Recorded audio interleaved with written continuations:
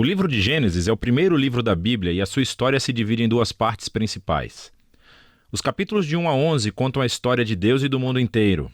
Depois temos os capítulos de 12 a 50 que realçam a história entre Deus e apenas um homem, Abraão, e a sua família. Essas duas partes estão conectadas por uma história que começa no capítulo 12. Esse esboço nos dá uma ideia de como entender a mensagem do livro como um todo e como ela apresenta a história da Bíblia inteira.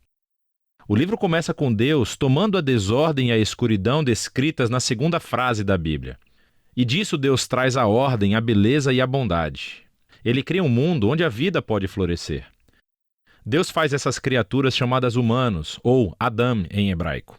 Ele cria os humanos à sua imagem, que está relacionado com o seu papel e o propósito deles no mundo de Deus. Os humanos são criados para refletirem o caráter de Deus no mundo. Eles são nomeados como representantes de Deus para governar o seu mundo em seu nome, o que, nesse contexto, significa aproveitar todo o seu potencial, cuidar dele e torná-lo num lugar onde ainda mais vida possa florescer. Deus abençoa os humanos. Essa é uma palavra-chave nesse livro. Deus lhes dá um jardim, um lugar onde podem começar a construir esse novo mundo. A parte importante é que os humanos têm uma escolha sobre como vão construir esse mundo, representada pela árvore do conhecimento do bem e do mal.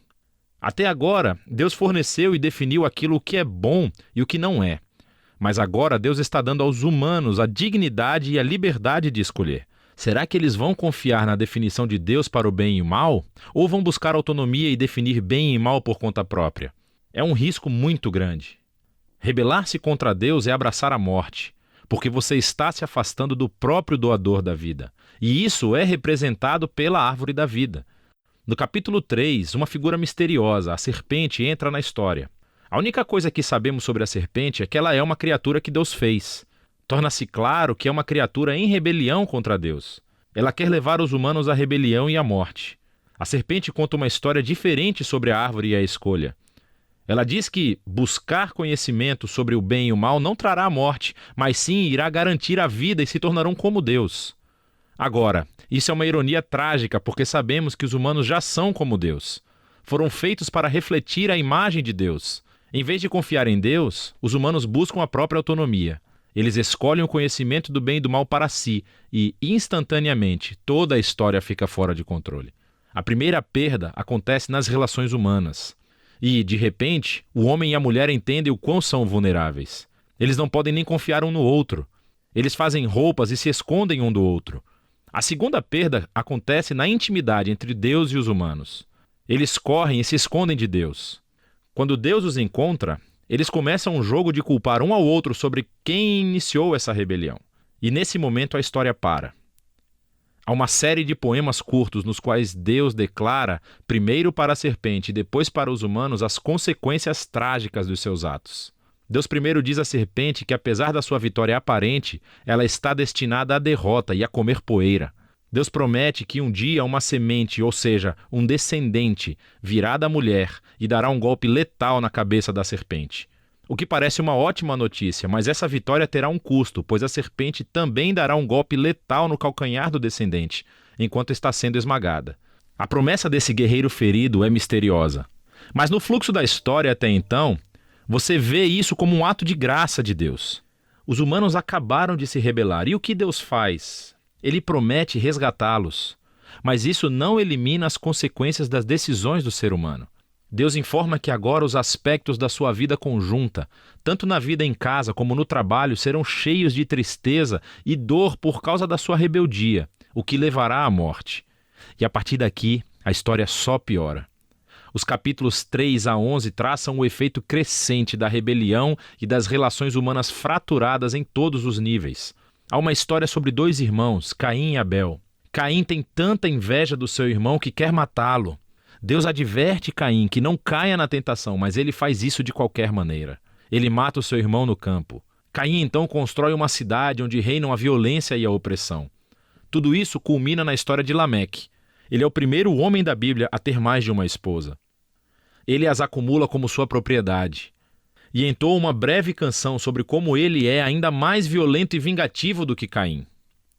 Depois disso, temos uma história estranha sobre os filhos de Deus, que poderia se referir a seres angelicais do mal ou aos antigos reis que alegavam descender dos deuses. Como Lameque, eles adquiriram tantas esposas quanto quiseram e geraram os Nefilim, grandes guerreiros dos tempos antigos. Qualquer que seja a interpretação correta, o ponto principal é que os humanos estão construindo reinos que enchem o mundo de Deus com violência e ainda mais corrupção. Em resposta a essa corrupção, sabemos que Deus está profundamente triste. A humanidade está destruindo o seu belo mundo e se destruindo uns aos outros. Então, num ato ímpeto de proteção da bondade que existe no seu mundo, Deus limpa a maldade humana com um grande dilúvio. Mas existe um humano inocente a quem ele protege, Noé, e toda a sua família. Ele nomeia Noé como um novo Adão.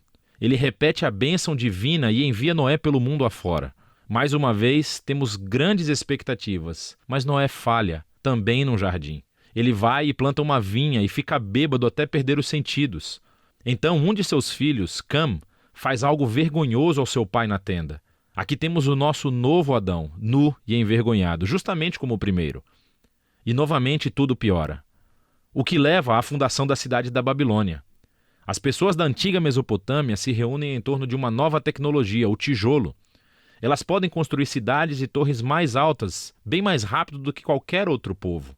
Eles querem construir um novo tipo de torre que chegue até os deuses para tornar os seus nomes famosos. É uma imagem da rebelião e arrogância humana. É a rebelião do jardim, dessa vez amplificada. Deus humilha o seu orgulho e os dispersa. Essas são histórias diversas, mas você pode ver que todas exploram o mesmo princípio básico. Deus continua dando aos humanos a chance de fazer a coisa certa com o seu mundo, e os humanos continuam a destruí-lo. Essas histórias afirmam que nós vivemos num mundo bom, que tornamos mal, e escolhemos definir o bem e o mal por conta própria. Todos nós contribuímos para esse mundo de relacionamentos rompidos, levado ao conflito e à violência e, finalmente, à morte. Mas há esperança. Deus prometeu que um dia um descendente viria, o guerreiro ferido, que derrotará a raiz do mal. Apesar da maldade humana, Deus está decidido a abençoar e a salvar o seu povo. Então a grande questão é, claro, o que Deus vai fazer? E a próxima história é o elo onde encontramos a resposta. Mas por enquanto, é disso que tratam os capítulos de 1 a 11 do livro de Gênesis.